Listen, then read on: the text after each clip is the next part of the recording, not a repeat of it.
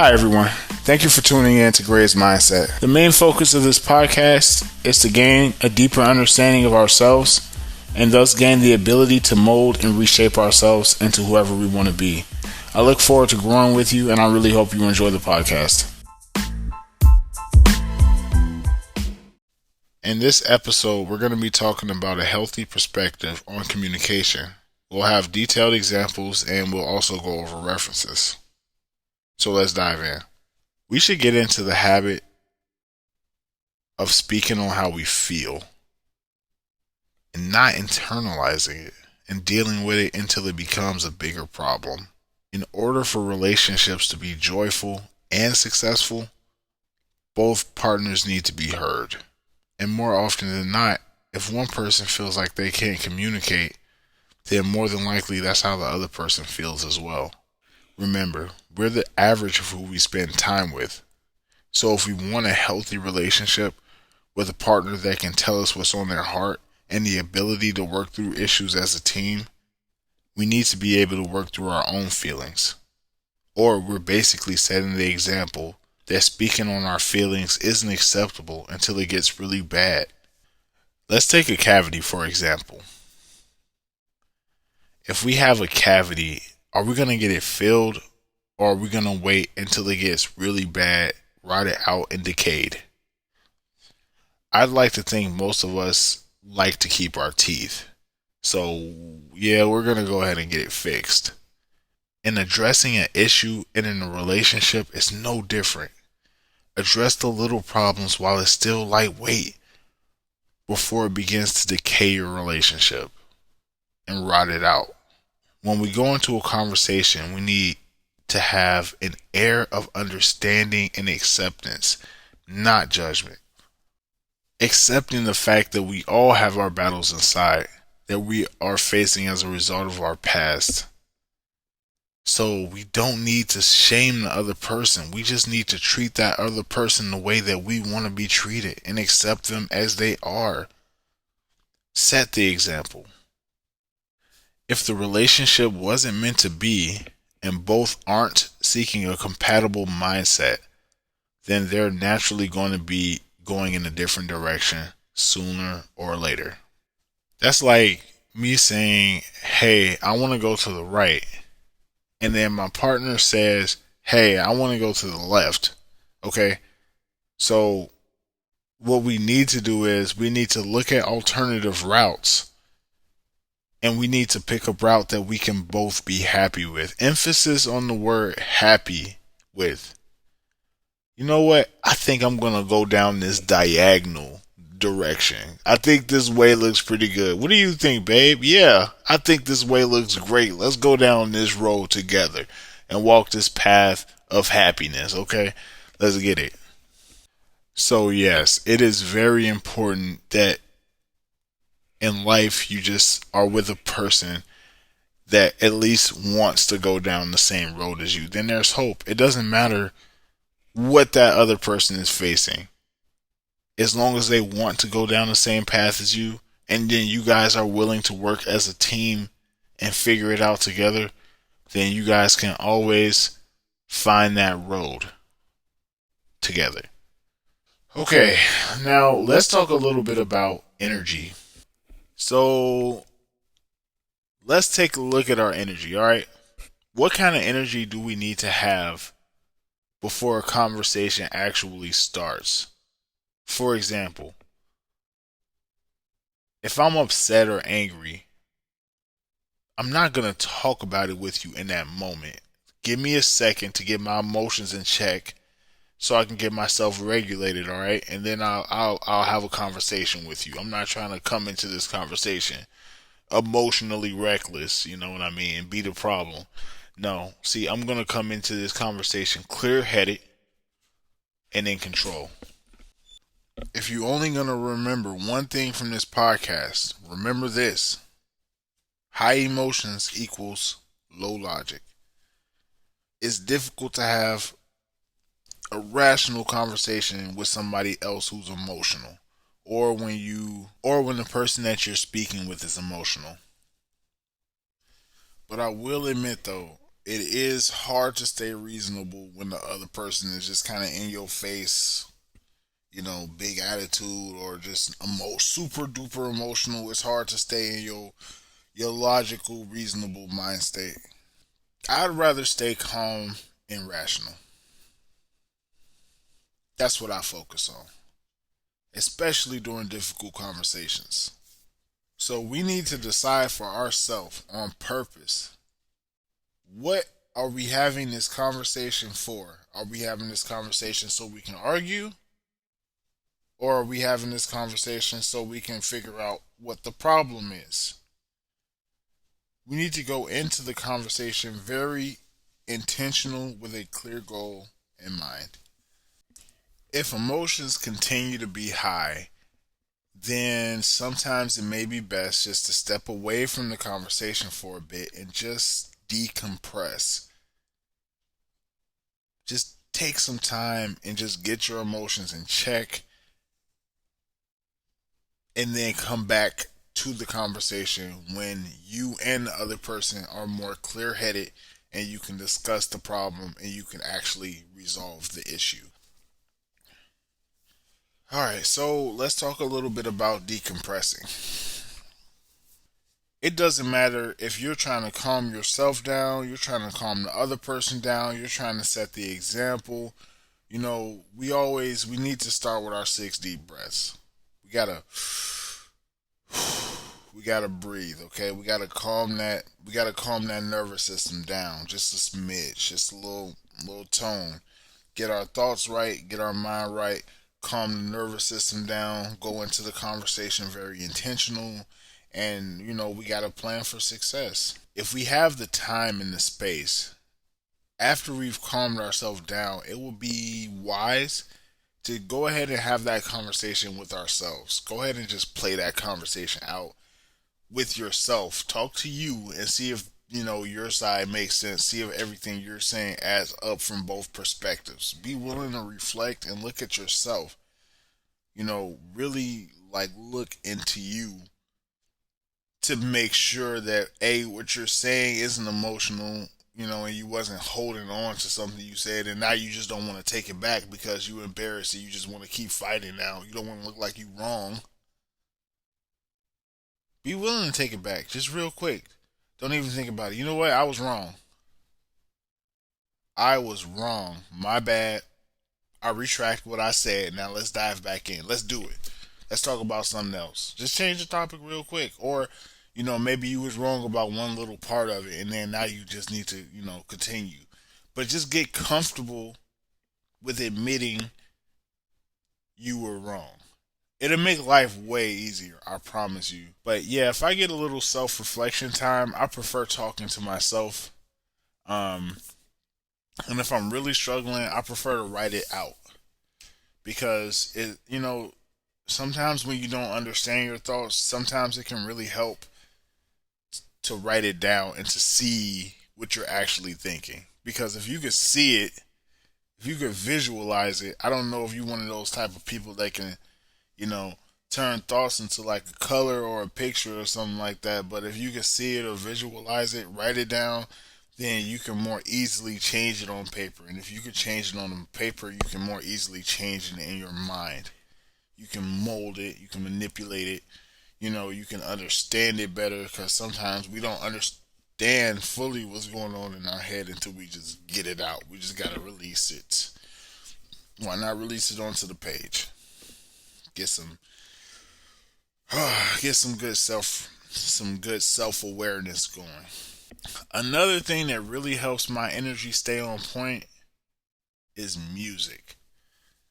I really enjoy some good music. Back when I was young, well, younger than I am now, I'm early 30s, but back when I was younger, honestly, I was really big into the R. Kelly. I was really big into R. Kelly. Like, I'm not even gonna lie, like R. Kelly he was that dude to me. And a lot of his songs that I was listening to, they always talked about appreciating the woman. You know, just He was just like hardcore, just kissing her ass. And I was like, man, I would get into an argument and I was mad. I'm like, oh my God, she's stressing me out. Let me play this R. Kelly. And then there we go. I'm like, well, yeah, I don't feel that anymore. So I intentionally, like, I didn't even realize what I was doing at the time. I just know that I really needed forces, to work against how I was feeling and to do everything I could at that moment to make the relationship better. I didn't understand how it worked. I just understood that it helped a lot and it changed and molded my perspective, even though that was kind of like the only trick I had at that time. But, I did what it did. I made it work. So when you listening to your music, it really helps a lot when you sing along. Sing along, especially if it has affirmations. If it has like stuff that says like "I am," you know, that's the really powerful stuff because realizing it or not realizing it, you talking to yourself. Even if you just copying what they're saying, you're still saying "I am." This is still the consciousness, the captain of the ship, you know, giving orders to the crew, which is you. You're the crew, and then consciousness is like the captain. So you giving down orders from the. You get what I'm trying to say, but you have to be aware that this works good and bad. It just depends on what kind of music you're listening to. Be very very careful. The catchier the song is, the more helpful or dangerous it can really be to your overall mentality. Be careful what you tell yourself because you are your own master, and you gotta just be aware. So pertaining to the music, I got a little bit off beat there. If I'm a person that has a issue with my temper, a real easy thing to do would be to listen to music pertaining to patience. I just wanted to give a simple example, but just patience, I don't, I'm fine. It still should be your truth, but patience. Patience is a virtue. All right, so the last thing I want to bring up for decompression is smell or scent. So obviously there are some really common scents out there, like lavender, just different flower scents, and these scents can really affect us and change the way we're thinking, calm us down. You know, you could even be proactive, and you can get the environment smelling like whatever whatever scent works best for you guys that keeps you guys neutral. It might be the smell of the ocean or something like that. It doesn't matter as long as it works. You definitely don't want to have it smelling like dirty diapers. So if that's the case, then you might want to switch that up a little bit. But I find that personally, the best smells are the ones that we have a emotional attachment to, kind of like grandma's homemade apple pie. You're like, yeah, let me go ahead and get that homemade apple pie, like oil diffuser or something, so I can feel good right now, so I can be reminded of how good I used to feel when I was a kid, and I can channel that positive pure energy from when I was a kid. I'm like feeling great right now, and I feel like I got Granny at my back. You ain't about to win this argument with Granny at my back. I don't know what to tell you, but you're not about to win this fight. I promise. We're gonna talk it out. We're gonna figure it out. Understanding. After we're feeling more centered, we need to communicate what we're actually trying to achieve during the conversation. Are we trying to fight each other, or are we trying to figure out a problem together? It is always best to lead with understanding. Ask lots of questions, like a whole bunch of questions. Keep on asking questions until you definitely understand the full picture. Not until you think you understand the full picture, until you definitely understand the full picture. And once you understand the full picture, recite it back to the other person in your own words. Ask them, hey, do you feel like I understand where you're coming from? Do you feel like I feel you? Do you feel like I understand what you mean? They might be like, yeah, I think you understand, or yeah, you understand. And they're like, all right, cool, cool. Now, are you open to listening to me? Since I fully understand you, can you listen to me? So you go ahead and explain your piece, and now they're like, yeah, okay, I understand you. I get where you're coming from, and I'm like, okay, cool. Keep in mind, we cannot solve a problem that we don't understand. So we might as well take a little extra time to understand the problem so we can solve it. All right, so I'm gonna go over a super duper basic example of an every life scenario where it's gonna be me arguing with me, and just follow along, and I'm just gonna go through the steps. All right. Okay. Let's say the dishes have been piling up, and your partner keeps saying, "I'll do them," and they never do. Here's some questions that we can ask. Why do you keep letting the dishes pile up when it's your turn to do them?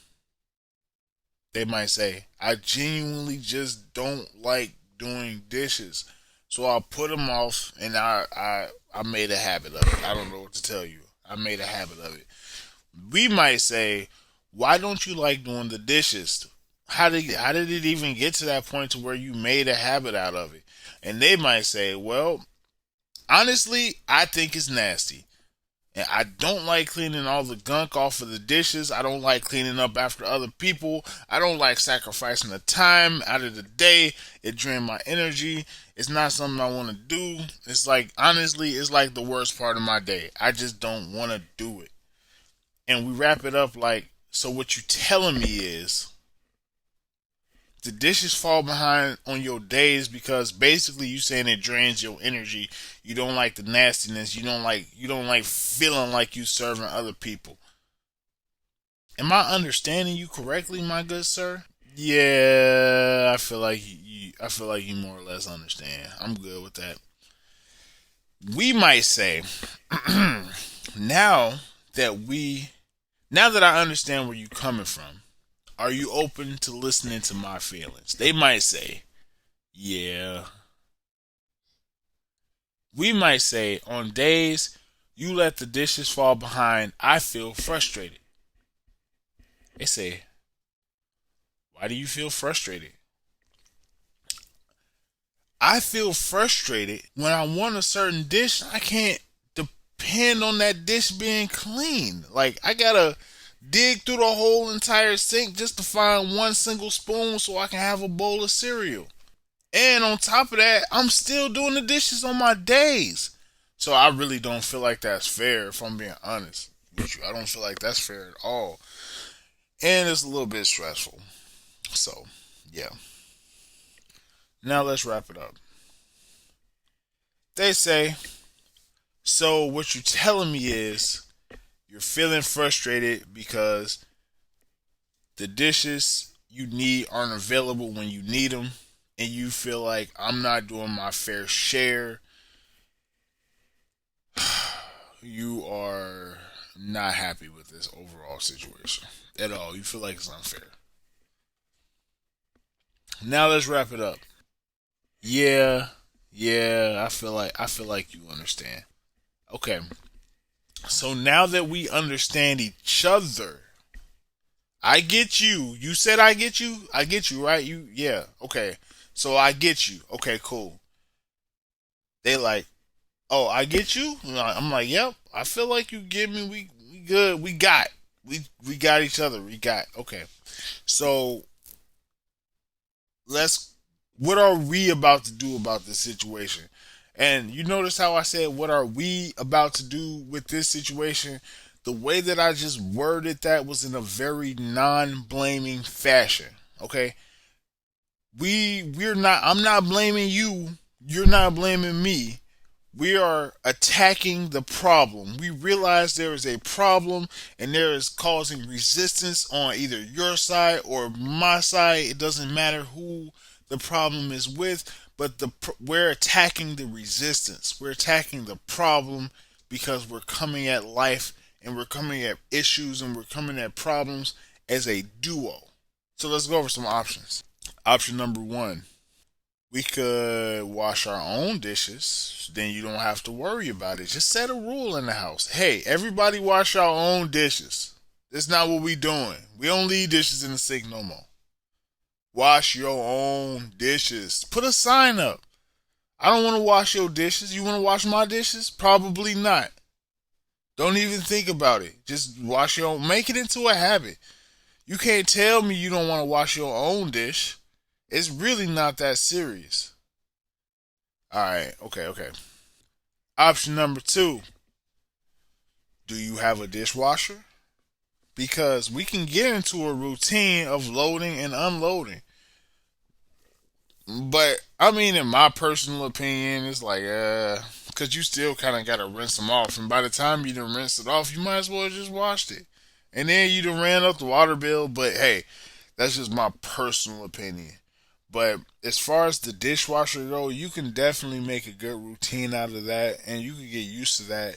It can become a family habit. It's a good way to incorporate the kids into the chores. There's definitely upsides to using a dishwasher. You just have to be consistent about it and make it a good part of your day. Like, make that the time where you're like, yep, this is the time where I'm going to have my morning cup of coffee. When I'm unloading the dishwasher in the morning. Make it a part of your day that you look forward to. It actually changed the dynamic. And then you'd be like, once you did that, you'd be like, you know what? This ain't even that serious. I shouldn't have been ignoring this dishwasher the whole time, letting it collect dust. I never even used this dishwasher. How many people you know got a whole entire dishwasher, don't do dishes, and still don't use the dishwasher? Okay, I'm gonna give y'all one more option. Option number three, and this is the last option for free. Trade a chore for a chore. Make a deal with the other person. They might say like, "Hey, I don't like doing these dishes," and I might say, "Hey, I don't like cleaning this bathroom. What we trying to work out? You clean the bathroom, I clean the dishes. We a deal is a deal.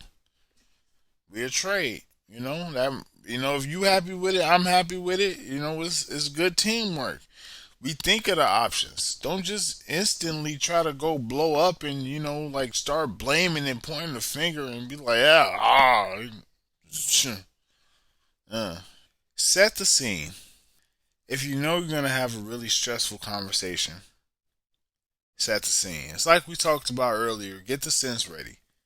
Maybe some sounds that really work for me are rain, ocean waves, like really any type of running water. I don't recommend music though, because you really want to be paying attention to the other person speaking and not the music song lyrics. Trying to like groove out when you're really supposed to be having a serious conversation. That might throw off the energy of the whole situation. That's not what you want to do. That's not what you want to do at all. Alright, so I'm gonna throw some biblical references at you that's gonna support what I say.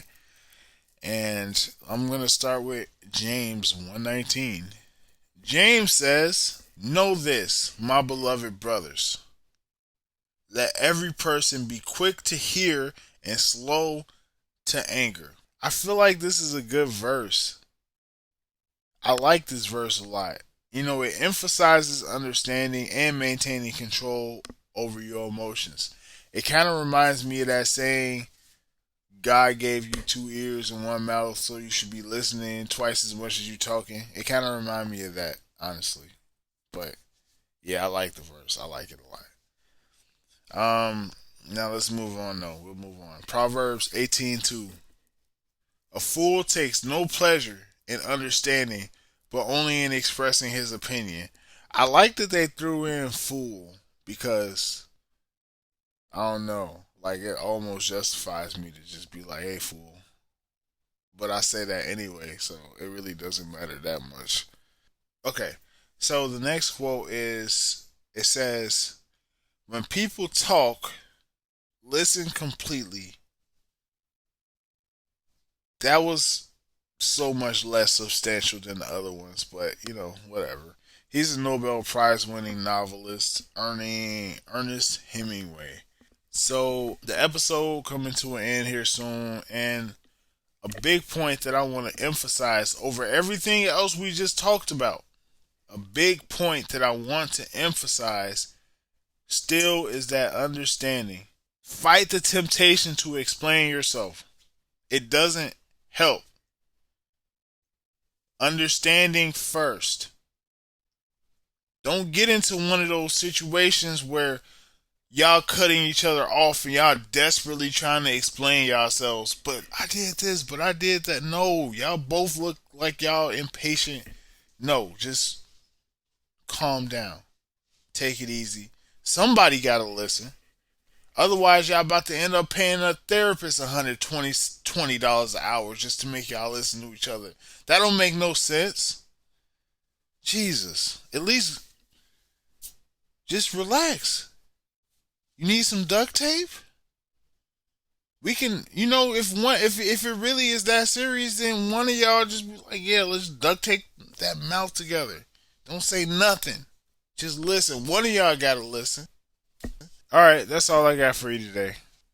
Have a good day, and thank you for tuning in to Gray's Mindset.